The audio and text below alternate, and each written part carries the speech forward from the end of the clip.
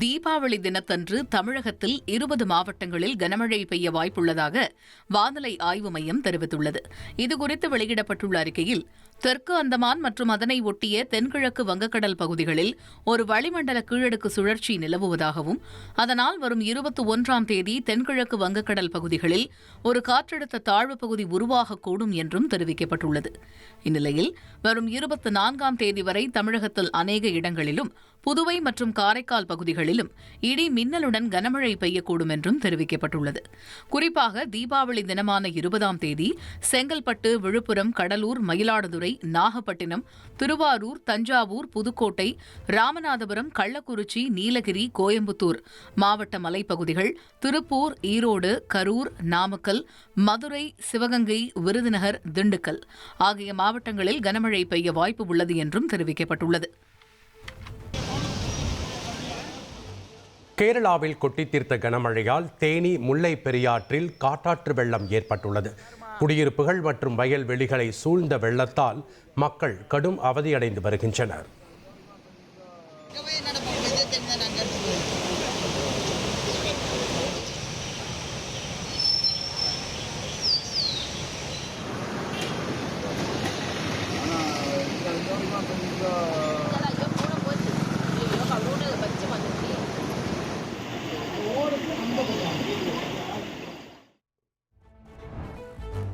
தொடர் மழையால் 71 அடி உயரம் கொண்ட வைகை அணை நீர்மட்டம் 66 அடியை எட்டியுள்ளது.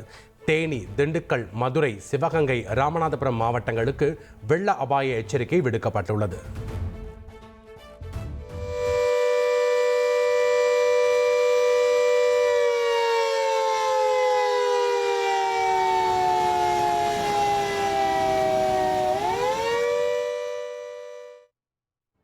தீபாவளி பண்டிகையை முன்னிட்டு சென்னை, தஞ்சை, ராமநாதபுரம், மதுரை உள்ளிட்ட நகரங்களில் புத்தாடை வாங்க கடைவீதிகளில் பொதுமக்கள் குவிந்து வருகின்றனர். சென்னை தியாகராய நகரில் கொட்டும் மழையிலும் பொதுமக்கள் புத்தாடை வாங்க ஆர்வம் காட்டிய நிலையில் போலீசார் தீவிர கண்காணிப்பில் ஈடுபட்டுள்ளனர். தீபாவளி பண்டிகையை முன்னிட்டு பட்டாசு வாங்க மக்கள் ஆர்வம் காட்டி வருகின்றனர். குழந்தைகளுடன் வந்து விதவிதமான பட்டாசுகளை வாங்கிச் செல்கின்றனர். தீபாவளி பண்டிகையை ஒட்டி தமிழகம் முழுவதும் இனிப்பு விற்பனை களை கட்டியுள்ளது. பொதுமக்கள் குடும்பத்துடன் வந்து வாங்கிச் செல்கின்றனர். தீபாவளி பண்டிகை எதிரொலியாக மதுரை, சங்கரன் கோவில் உள்ளிட்ட மலர் சந்தைகளில் மல்லிகைப்பூ 2000 ரூபாய்க்கு விற்பனை செய்யப்படுகிறது. பிச்சிப்பூ 1500 ரூபாய்க்கும், முல்லை 1400 ரூபாய்க்கும் விற்பனையாகிறது.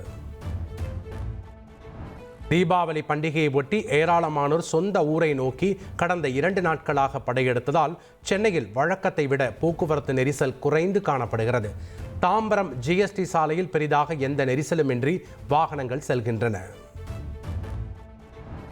தீபாவளி பண்டிகையை குடும்பத்துடன் கொண்டாட ஏராளமானோர் பெங்களூருவில் இருந்து தமிழகம் வரும் நிலையில் கிருஷ்ணகிரி சுங்கச்சாவடியில் கடும் போக்குவரத்து நெரிசல் ஏற்பட்டுள்ளது. இதனால் நீண்ட தூரத்திற்கு வாகனங்கள் அணிவகுத்து நிற்கின்றன. தீபாவளியை கொண்டாட ரயில்கள் மூலம் 10 லட்சம் பேர் சொந்த ஊர்களுக்கு பயணித்துள்ளனர். மீண்டும் சென்னை திரும்ப கூடுதலாக சிறப்பு ரயில்கள் இயக்கப்படும் என தெற்கு ரயில்வே பயனர் ஆலோசனை குழு உறுப்பினர் ஜாஃபர் அலி தெரிவித்துள்ளார்.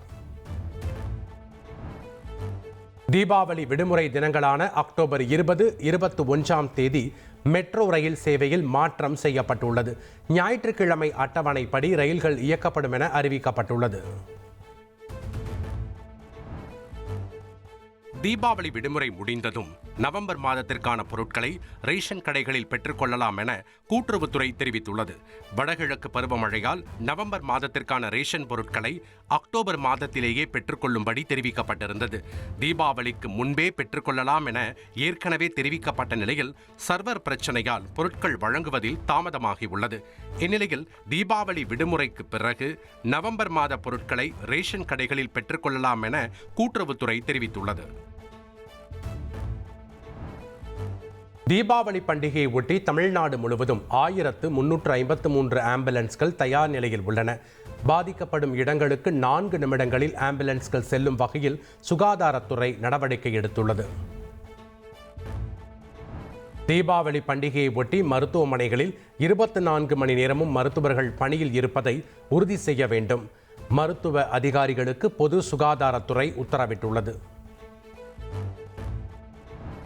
தங்கம் விலை காலையில் 2000 ரூபாய் குறைந்த நிலையில் மாலையில் 400 ரூபாய் உயர்ந்துள்ளது. 1 கிராம் தங்கம் 12,000 ரூபாய்க்கு விற்பனை செய்யப்படுகிறது. எதிர்க்கட்சிகள் ஆளும் மாநிலங்களில் ஆளுநர்களை வைத்து குழப்பம் விளைவித்து என்ன சாதிக்கப் போகிறீர்கள்? ஊழல்வாதிகள் பாஜக கூட்டணிக்கு வந்த பின் வாஷிங் மெஷினில் வெளுப்பது எப்படி எனவும் மத்திய அரசுக்கு முதலமைச்சர் ஸ்டாலின் கேள்வி எழுப்பியுள்ளார். கரூர் துயரச் சம்பவத்தை முன்வைத்து இந்த ஆண்டு தமிழக வெற்றிக் கழகத்தினர் யாரும் கட்சி சார்பில் தீபாவளி பண்டிகையை கொண்டாட வேண்டாம் என்று கட்சியின் பொதுச் செயலாளர் என் ஆனந்த் வலியுறுத்தியுள்ளார். இது குறித்து தொண்டர்களுக்கு அவர் எழுதியுள்ள கடிதத்தில், கரூரில் நிகழ்ந்த எதிர்பாராத சம்பவத்தால் நம்மை விட்டு பிரிந்த நம் சொந்தங்களுக்கு அஞ்சலி செலுத்தும் வகையில் இந்த ஆண்டு கட்சி சார்பில் யாரும் தீபாவளியை கொண்டாட வேண்டாம் என்று குறிப்பிட்டுள்ளார். கரூரில் உயிரிழந்த 41 பேரின் குடும்பத்தினர் வங்கிக் கணக்குகளில் தலா 20 லட்சம் ரூபாய் தாவேகா சார்பில் வரவு வைக்கப்பட்டது. கரூரில் விஜய் பிரச்சாரத்தின் போது உயிரிழந்த 41 பேரின் குடும்பத்திற்கு தமிழக வெற்றிக் கழகம் சார்பில் தலா 20 லட்சம் ரூபாய் நிவாரணம் வழங்கப்படும் என அறிவிக்கப்பட்டிருந்தது. ஏற்கனவே தாவேகா மாவட்ட நிர்வாகிகள் உயிரிழந்தோர் குடும்பத்தினரின் வங்கிக் கணக்கு விவரங்கள் மற்றும் ஆதார் விவரங்களை தலைமைக்கு அனுப்பியிருந்தனர். அதன்படி உயிரிழந்த 41 பேரின் குடும்பத்தினருக்கும் அவரவர் வங்கிக் கணக்கிற்கு தாவேகா சார்பில் தலா 20 லட்சம் ரூபாய் நிவாரணம் வழங்கப்பட்டது. 20 லட்சம் ரூபாய் நிவாரணம் வழங்கிய விஜய்க்கு நன்றி தெரிவிப்பதாக கரூர் சம்பவத்தில் 2 குழந்தைகளை இழந்த பெண் கூறியுள்ளார். எவ்வளவு பணம் கொடுத்தாலும் குழந்தைகளுக்கு ஈடாகாது என்று கூறிய அவர், விஜய் நம்பிக்கையோடு இருக்க வேண்டும் என்றும் தெரிவித்தார். விஜய் சார் கட்சிக்கு போய் அந்த இடத்துல என் பிள்ளைங்க 2 பேருமே இறந்துட்டாங்க. கூட்ட நெரிசலில் இறந்துட்டாங்க. இப்போ அந்த நிவாரண தொகை உங்களுக்கு வந்துருச்சுங்களா? இப்போ இது வந்திருக்குது, 20 லட்சம் வந்திருக்கு. எவ்வளோதான் இது பண்ணாலும் இதுக்கு என் குழந்தைங்களுக்கு ஈடு ஆகாது.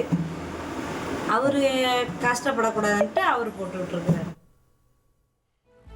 சென்னையில் நடைபெற்ற நிகழ்ச்சியில் பங்கேற்ற இயக்குனரும் நடிகர் விஜயின் தந்தையுமான எஸ்.ஏ. சந்திரசேகர் தான் தமிழக வெற்றிக் கழகத்தில் இருப்பதாக வெளிப்படையாக பேசியுள்ளார். சாலிகிராமம் பிரசாத் லேபில் திரைப்பட மற்றும் மீடியா அகாடமி பட்டமளிப்பு விழா நடைபெற்றது. இதில் சிறப்பு விருந்தினராக பங்கேற்ற இயக்குனர் எஸ்.ஏ.சி. ஒரு முறை தான் பிறக்கிறோம் என்பதால் பயமின்றி வாழ வேண்டும் என நடிகர் விஜய்க்கு மறைமுகமாக ஆலோசனை தெரிவித்தார். 2 வருஷத்துக்கு முன்னாடி வரைக்கும் இப்போ நான் தாவேக்கா இல்லைன்னு சொல்ல, 2 வருஷத்துக்கு முன்னாடி வரைக்கும் நான் எந்த கட்சியிலும் இல்லை. ஆனால் எனக்கு அறிஞர் அண்ணாவை பிடிக்கும், பெரியாரை பிடிக்கும், கலைஞரை பிடிக்கும். எதுக்கு தினம் பயந்துட்டு வாழணும்? எதுக்கு தினம் பயந்துட்டு வாழணும்? ஒரு தடவை நானுப்பா சாக போகிறோம். என் பிளட்டு தான் இப்போ.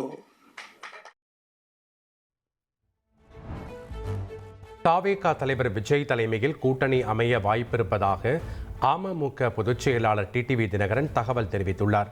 செங்கல்பட்டு மாவட்டம் சிங்கப்பெருமாள் கோவிலில் உள்ள தனியார் விடுதியில் செய்தியாளர்களிடம் பேசிய அவர், பொங்கலுக்கு பிறகு அமமுக கூட்டணி குறித்து அறிவிக்கப்படும் என தெரிவித்தார். தெரிந்தவரை விஜய் அவர் தலைமையில் கூட்டணி அமைப்பதற்கு வாய்ப்பு இருப்பதாக தான் நினைக்கிறேன். அவர் தலைமையில் ஒரு கூட்டணி தேர்தலில் போட்டியிடுவதற்கு தான் வாய்ப்பு இருப்பதாக நினைக்கிறேன். அது யார் கூட்டணினா அது போக போக தான் தெரியும். திமுக தலைமையிலான கூட்டணி, என்டிஏ கூட்டணி, விஜய் தலைமையிலான ஒரு கூட்டணி, அதுபோல நண்பர் சீமான் அவர்கள் தனித்தே நிற்பேன்னு 4 முனை போட்டி உருவாகும். இதை தாண்டி நீங்க கேட்டது மாதிரி எதிர்பாராத கூட்டணிகள் உருவாவதற்கு வாய்ப்பு. தென்காசி மாவட்டம் சுரண்டை அருகே வெள்ளப்பெருக்கில் சிக்கி தவித்தவரை தீயணைப்பு வீரர்கள் மீட்டனர். மரக்கிளையை பிடித்தபடி நெஞ்சிருந்த நிலையில் தீயணைப்பு துறையினர் கயிறு கட்டி பத்திரமாக அழைத்து வந்தனர்.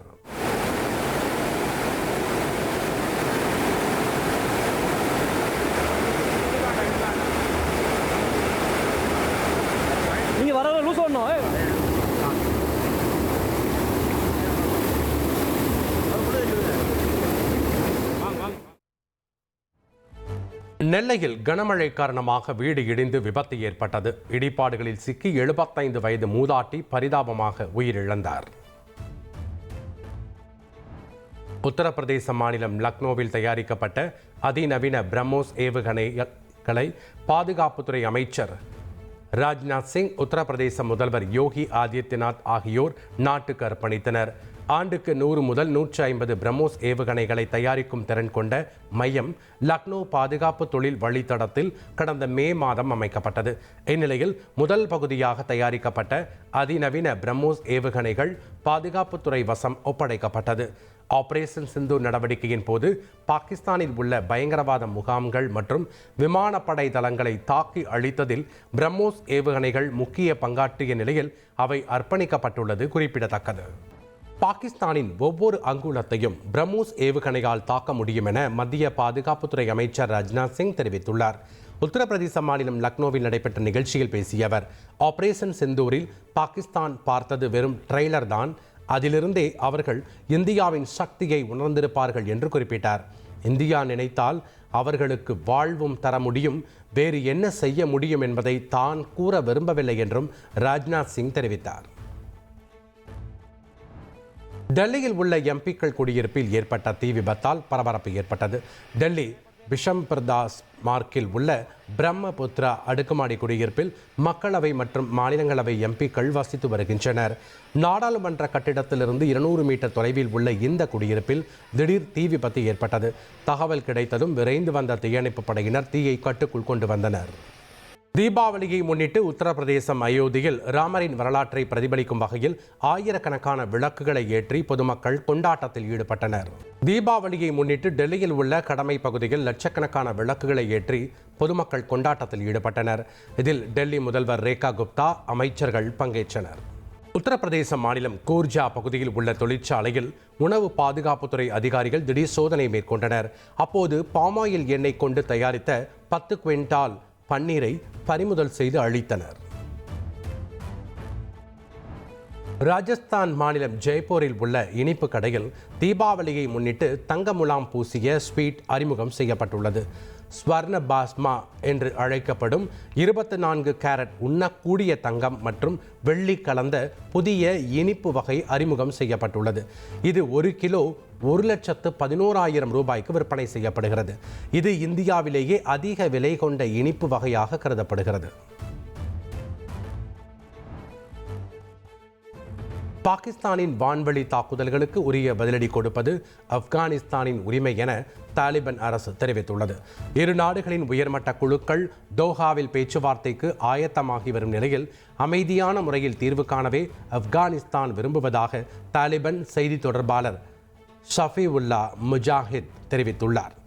எனினும் தற்போதைய சூழலுக்கு பாகிஸ்தானே காரணம் என்றும் அவர் குற்றம் சாட்டினார்.